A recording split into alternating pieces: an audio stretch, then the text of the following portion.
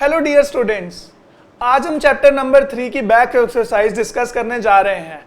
हमने अपने concept classes में सारे कॉन्सेप्ट सीखे और अब उन कॉन्सेप्ट को कैसे अप्लाई करना है इस लेक्चर में हम वो देखेंगे। तो चलिए स्टार्ट करते हैं बैक एक्सरसाइजेस। मैं आपको सजेस्ट करूंगा कि आप अपनी एनसीईआरटी बुक्स अपने साथ में खोल लीजिए, उसमें बैक एक्सरसाइज देखिए। हम क्वेश्चन बाय क्वेश्चन अब डिस्कस करेंगे। तो क्वेश्चन नंबर 1 देखते हैं बैक एक्सरसाइज का। क्या कहता है क्वेश्चन नंबर 1, चलिए देखते हैं। A 24 gram sample of compound of oxygen and boron was found by analysis to contain 0.096 gram of boron, 0.144 gram of oxygen. Calculate the percentage composition of the compound by weight. तो बच्चों, एक compound पाया गया जिसका मास था 24 ग्राम और उसमें पाया गया कि मास ऑफ बोरोन जो था वो था 0.096 ग्राम और मास ऑफ ऑक्सीजन था 0.144 ग्राम। तो चलिए लिख लेते हैं इस बात को।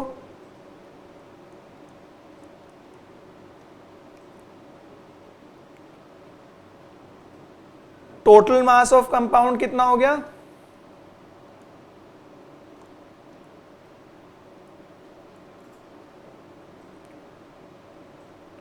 .244 ग्राम। मास ऑफ ऑक्सीजन हमें गिवन है क्वेश्चन में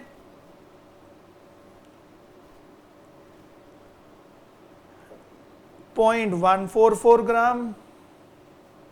मास ऑफ बोरोन कितना गिवन है?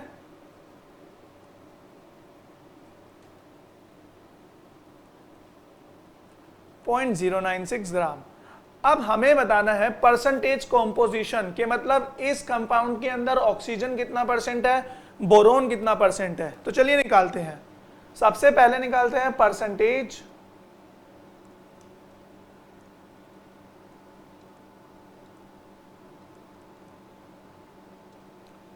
Composition of boron.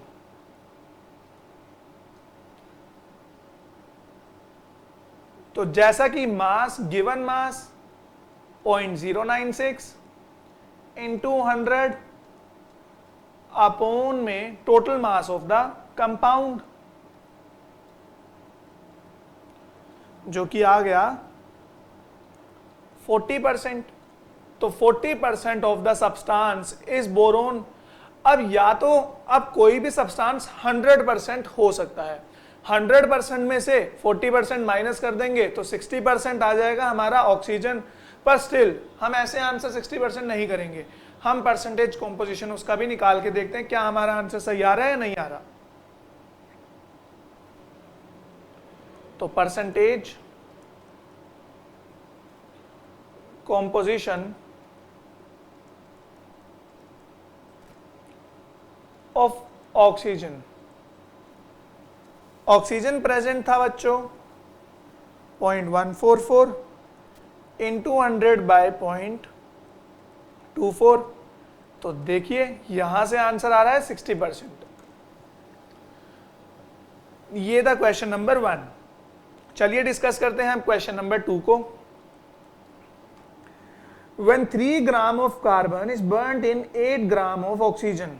तो कार्बन जो है ऑक्सीजन के साथ रिएक्ट करता है। कार्बन है 3 ग्राम, ऑक्सीजन है 8 gram. 11 gram of carbon dioxide is produced. तो कार्बन डाइऑक्साइड प्रोड्यूस होता है 11 gram. What mass of carbon dioxide will be formed when 3 gram of carbon reacts with 50 gram of O2। तो बच्चों इस क्वेश्चन में हमसे पूछा गया है, पहले हमें बताया गया है कि जब 3 gram oxygen, 3 gram carbon 8 gram oxygen के साथ रिएक्ट करता है तो 11 ग्राम कार्बन डाइऑक्साइड बनाता है। पर जब 3 ग्राम ऑक्सीजन 50 ग्राम के साथ रिएक्ट करेगा तो कितना कार्बन डाइऑक्साइड बनाएगा, इसका आंसर देना है। और उसके बाद हमें बताना है कि which law of chemical combination will govern your answer. अब देखिए बच्चों, जैसा कि हमें दिख ही रहा है कि जो 3 ग्राम था उसको 8 ग्राम कार्बन डाइऑक्साइड ऑक्सीजन चाहिए था रिएक्शन के लिए। क्यों, हमें कैसे पता चला कि उसे 8 ग्राम चाहिए था? क्योंकि अगर इसे 8 ग्राम 3 ग्राम कार्बन को 8 ग्राम ऑक्सीजन से ज्यादा चाहिए होता, तो जब कार्बन रिएक्ट हो रहा था ऑक्सीजन से उसको ज्यादा सामान चाहिए था पर उसे कम मिला, तो जो बाद में बच जाएगा कार्बन वो रिएक्ट नहीं कर पाएगा, तो हमें प्रोडक्ट में कार्बन भी मिलता पर हमें बस कार्बन डाइऑक्साइड मिला। तो इसका मतलब क्या है, सारा का सारा कार्बन ऑक्सीजन के साथ रिएक्ट कर गया। तो इसका मतलब हुआ 3 ग्राम ऑफ कार्बन को चाहिए 8 ग्राम ऑक्सीजन रिएक्शन के लिए। अब यहां पर भी 3 ग्राम प्रेजेंट है पर ऑक्सीजन तो कर दिया 50 ग्राम। तो बच्चों जब ये रिएक्शन होगा कार्बन डाइऑक्साइड तो 11 ग्राम ही बनेगा plus 42 gram of unused oxygen यहां पर रह जाएगा, क्योंकि उसको उसके साथ रिएक्ट करने के लिए अब कार्बन प्रेजेंट नहीं है। अब इससे हम ये जो रिएक्शन है कौन सा लॉ गवर्न कर रहा है? Law of constant proportion. क्या कहता था law of constant proportion?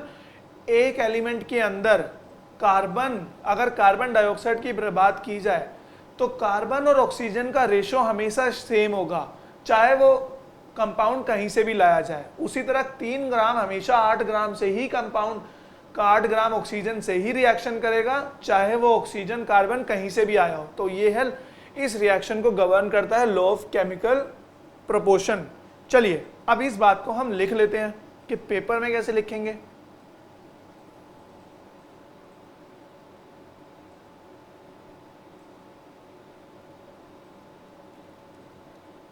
If 3 gram reacts with 50 gram of oxygen, then 11 gram of carbon dioxide is produced.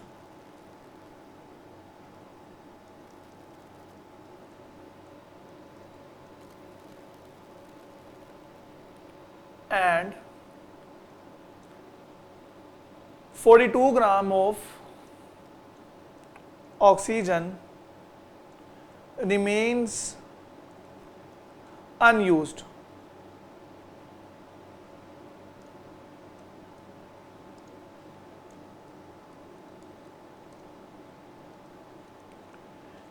And this reaction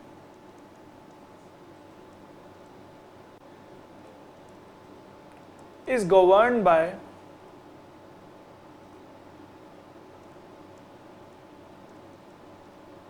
law of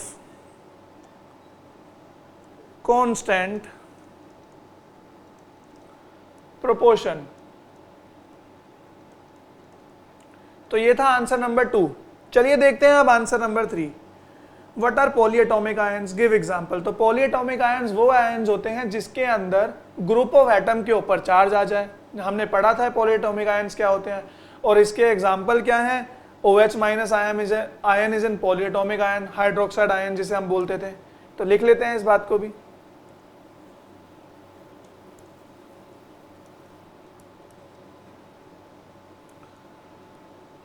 Polyatomic ion is a group of atom carrying a charge. Charge can be either positive or negative. For example,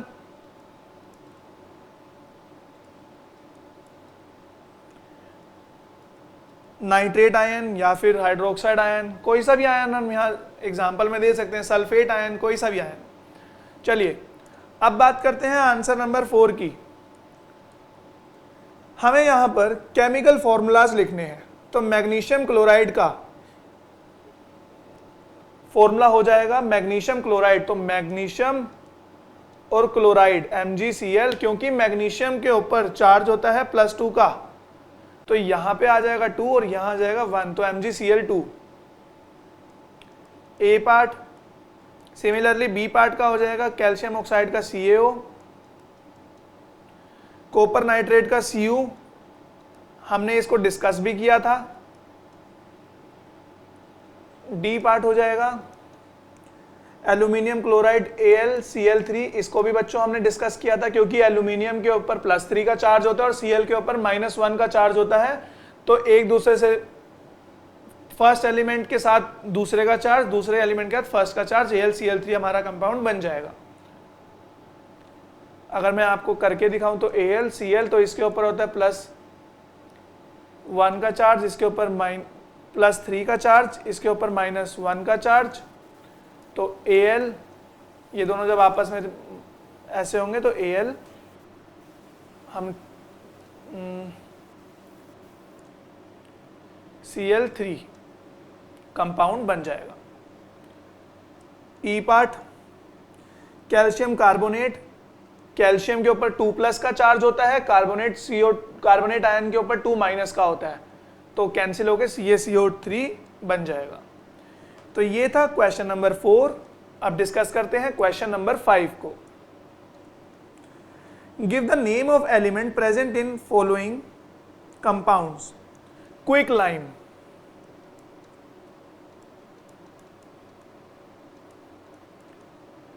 तो बच्चों quick line जो होता है calcium और oxygen से मिलकर बनता है, तो इसके अंदर प्रेजेंट होंगे calcium and oxygen. Hydrogen bromide,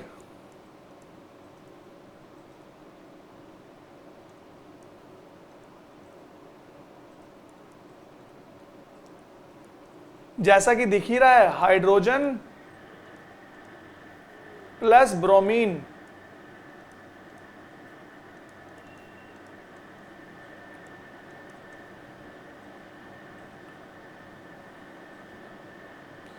baking powder, class 10th में आपको बेकिंग पाउडर की पूरी फॉर्मेशन भी पढ़नी है। बेकिंग पाउडर जो होता है उसके अंदर होता है sodium, hydrogen, carbon and oxygen.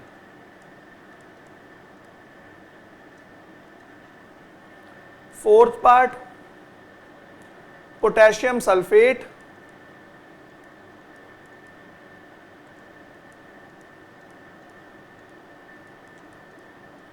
इसके अंदर होता है पोटेशियम और सल्फेट आयन। सल्फेट आयन होता है SO4 2-, तो सल्फर और ऑक्सीजन, पोटेशियम, सल्फर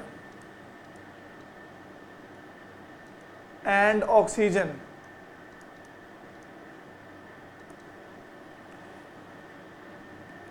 चलिए अब डिस्कस करते हैं क्वेश्चन नंबर 6। क्वेश्चन नंबर 6 में बच्चों हमें मोलर मास निकालने हैं। तो C2H2 का, कार्बन का होता है 12, तो 2 × 12, और हाइड्रोजन का होता है 1, तो 2 × 1 आ जाएगा 26U। तो इसी तरीके से सबके मोलर मास आप इजीली निकाल सकते हैं। नाइट्रिक एसिड का फॉर्मूला होता है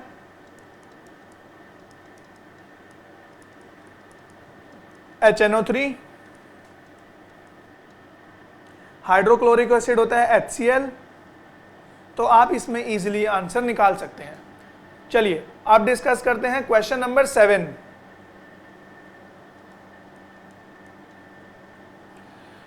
what is the mass of 1 mole of nitrogen atom. 1 mole of nitrogen atom का मास कितना होगा। ए पार्ट, तो हमें पता है N = कैपिटल M बाय, उल्टा लिख दिया, small n = small m by capital M।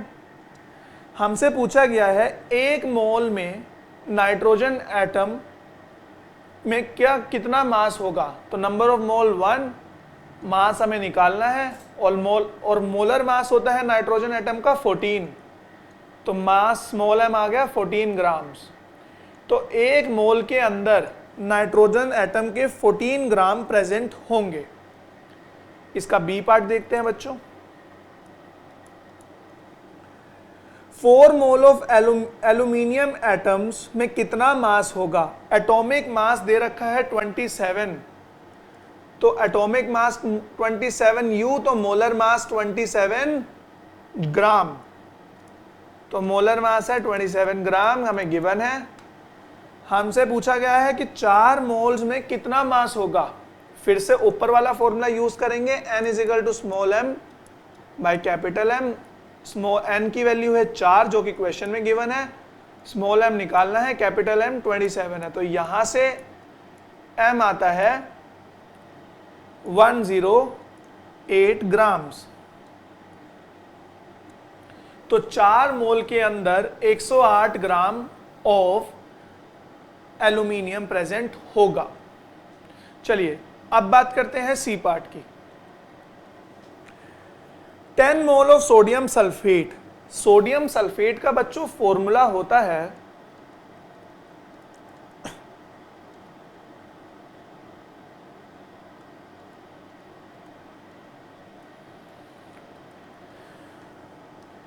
Na2SO3। अब जब मुझे 10 मोल का मास निकालना है तो पहले मुझे इसका मोलर, सोडियम सल्फेट का मोलर मास पता होना चाहिए। तो चलिए सबसे पहले निकालते हैं molar mass of sodium sulphate.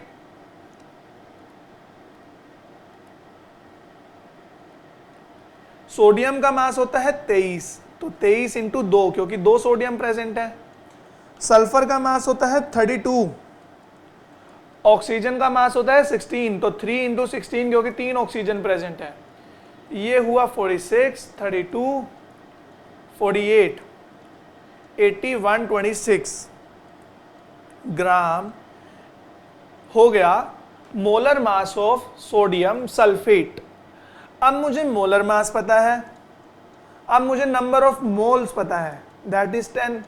तो गिवन मास तो बहुत ही इजी है, तो n is equal to small m by capital M। Small m 10, small m 10, small m by capital M हो जाएगा 126, तो ये आ गया 1260 ग्राम्स। तो ये था बच्चों सी पार्ट। चलिए अब देखते हैं डी पार्ट। अब क्वेश्चन नंबर 8, क्वेश्चन नंबर 8 का ए पार्ट क्या कहता है? Convert into mole 12 gram of oxygen हमें गिवन है और उसको मोल में कन्वर्ट करना है। तो नंबर ऑफ मोल्स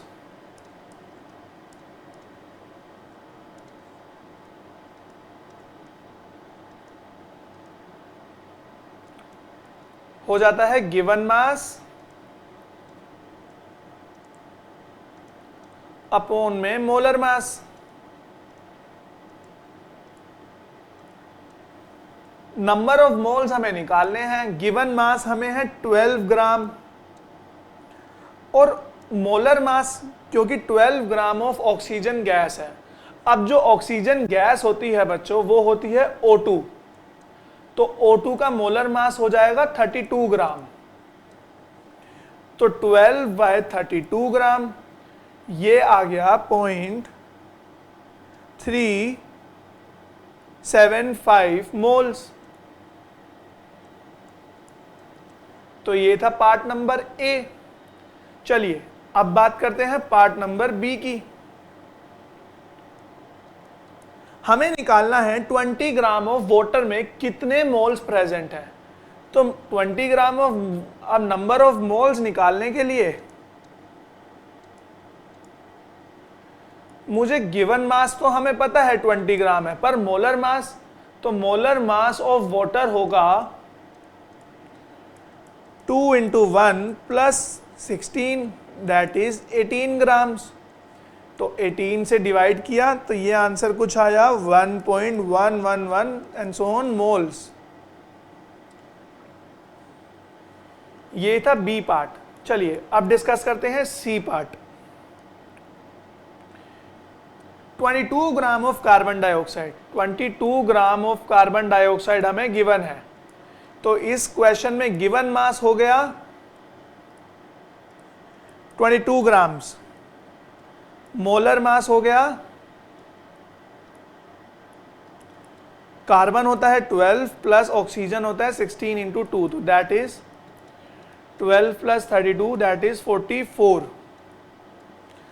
तो अब हमें नंबर ऑफ मोल्स निकालने हैं, तो n is equal to given mass upon में मोलर मास। तो गिवन मास है हमें 22, मोलर मास है 44, तो नंबर ऑफ मोल्स आ गए 0.5 मोल्स।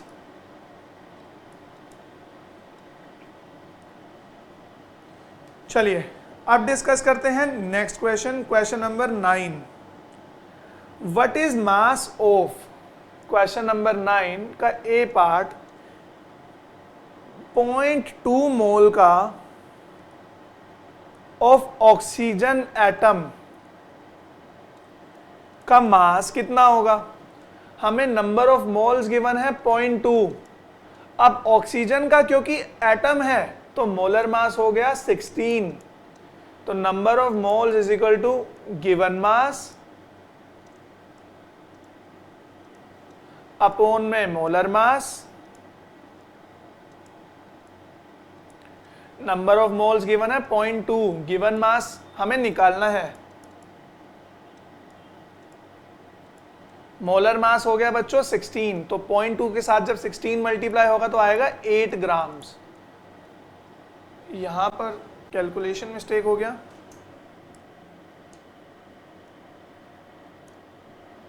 ये आएगा 3.2 ग्राम्स गिवन मास। चलिए अब देखते हैं इसका बी पार्ट। बी पार्ट में बोला गया है 0.5 मोल ऑफ वाटर मॉलिक्यूल, कि 0.5 मोल ऑफ वाटर मॉलिक्यूल का मास कितना होगा। एन दे रखा है 0.5। अब वाटर मॉलिक्यूल है तो molar mass of water molecule हो जाएगा that is H2O, 2 into 1 plus 16 that is 18 grams. तो N is equal to given mass upon में मोलर मास। तो N है 0.5, गिवन मास हमें निकालना है,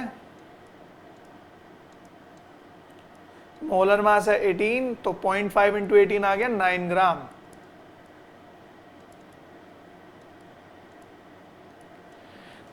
पॉइंट 5 मोल ऑफ वाटर का जो मास होगा वो होगा 9 ग्राम। इस क्वेश्चन से ये हमें पता लगता है। चलिए अब आगे बढ़ते हैं क्वेश्चन नंबर 10 पर। Calculate the number of molecules of sulphur present in 16 gram of solid sulphur. हमें बताने हैं नंबर ऑफ मॉलिक्यूल्स कितने प्रेजेंट होंगे 16 ग्राम ऑफ सॉलिड सल्फर में। तो देखिए सल्फर का मॉलिक्यूल होता है S8, तो मॉलिक्यूलर मास कितना हो गया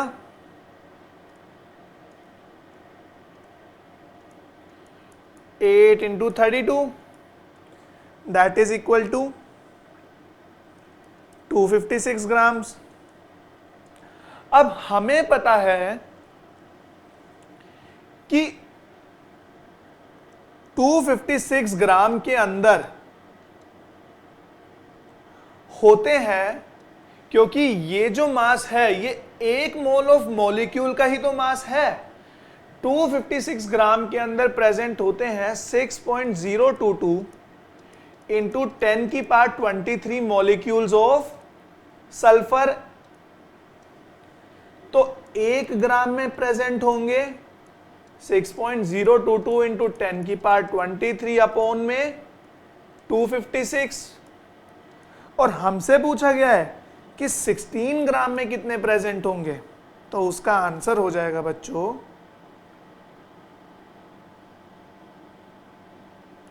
6.022 इंटू 10 की पावर 23 बाय 256 इंटू 16, जो कि आया 3.73 इंटू 10 की पावर 22 मॉलिक्यूल्स। इस क्वेश्चन को मैं आपको फिर से समझाता हूं। हमें गिवन है कि हमसे पूछा गया है कि 16 ग्राम ऑफ सल्फर में कितने नंबर ऑफ मॉलिक्यूल्स प्रेजेंट होंगे। तो बच्चों हमें पता है 256 ग्राम के अंदर एक मोल प्रेजेंट होता है और एक मोल के अंदर होते हैं 6.022 इंटू 10 की पावर 23 मॉलिक्यूल्स। तो 256 ग्राम के अंदर प्रेजेंट होंगे 6.022 इंटू 10 की पावर 23 मॉलिक्यूल्स। 1 ग्राम के अंदर डिवाइड हो जाएगा बाय 256 और 16 ग्राम के अंदर बिल्कुल उसी तरह जैसे यूनिटरी मेथड से सॉल्व करते हैं उसी तरह इस क्वेश्चन को हमने सॉल्व किया है। चलिए अब बढ़ते हैं इस चैप्टर के लास्ट क्वेश्चन पर, that is question number 11।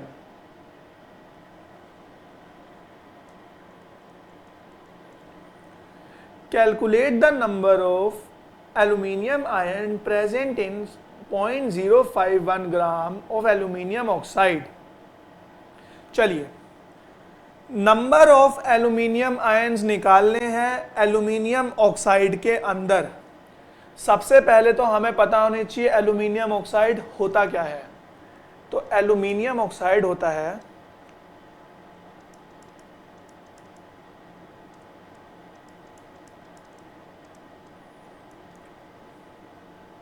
Al2O3।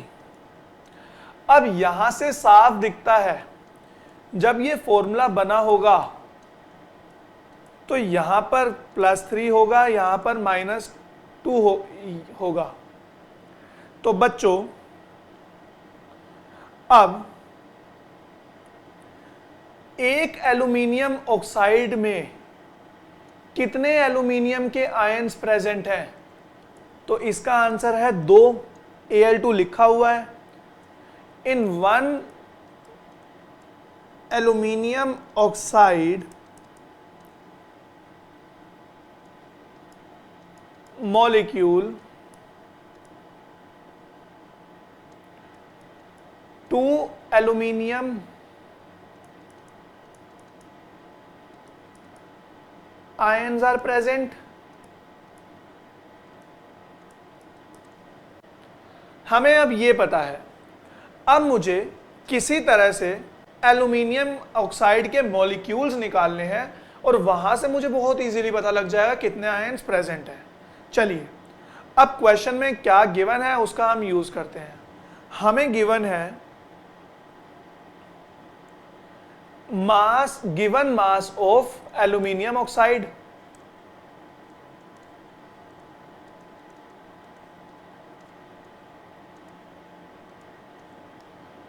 किसके? Al2O3 के। वो है 0.051। अब मॉलिक्यूलर मास हम खुद से निकाल लेंगे। मुझे पता है एल्यूमिनियम का मास होता है 27 ग्राम, तो 27 इंटू 2 प्लस ऑक्सीजन का होता है 16 इंटू 3, तो ये हो गया 54 plus 48 that is equal to 102 gram. तो मॉलिक्यूलर मास पता चल गया। अब मैं किसी तरीके से यहां से निकालूंगा नंबर ऑफ मॉलिक्यूल्स। तो उसके लिए बच्चों सबसे पहले मुझे निकालना पड़ेगा नंबर ऑफ मोल्स। मुझे पता है कि 102 ग्राम के अंदर प्रेजेंट होंगे 6.022 इंटू 10 की power 23 molecules of aluminium oxide. क्योंकि ये जो मास है मॉलिक्यूलर मास है, एक मोल का मास, और एक मोल के अंदर प्रेजेंट होते हैं इतने नंबर ऑफ मॉलिक्यूल्स।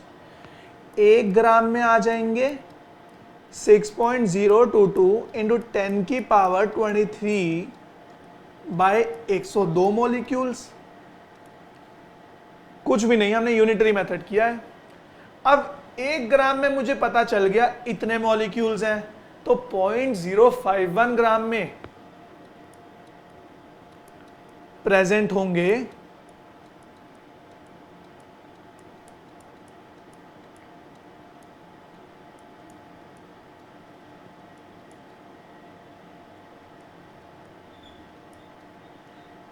इतने मॉलिक्यूल्स।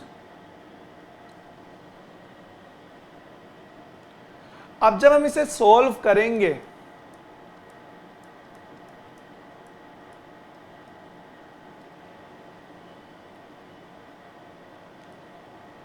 102 इंटू बाय 1000, 1 जा 2 जा या 3.011, तो 3.011 इंटू 10 की पावर 20 मॉलिक्यूल्स।